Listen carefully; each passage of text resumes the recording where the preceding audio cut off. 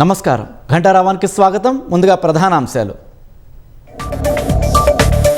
సాగునీటి పంపిణీపై హరీష్ వ్యాఖ్యలను ఖండించిన ఆది శ్రీనివాస్. కృష్ణా జలాలపై మరణశాసనం రాసిందే బీఆర్ఎస్ పార్టీ అని మండిపాటు.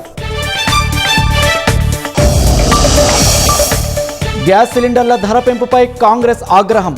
మోదీ హయాంలో 530 రూపాయలు పెరిగిందని ధ్వజం.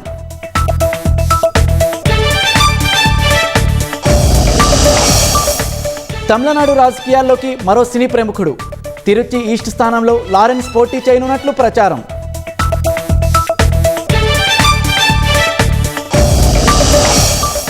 చర్చలతో సరిహద్దు వివాదాలు పరిష్కరించుకుంటామన్న నేపాల్.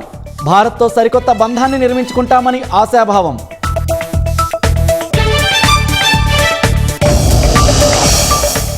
యుఎస్ ఇరాన్ మధ్యవర్తిత్వానికి మళ్లీ పాక్ ప్రయత్నాలు.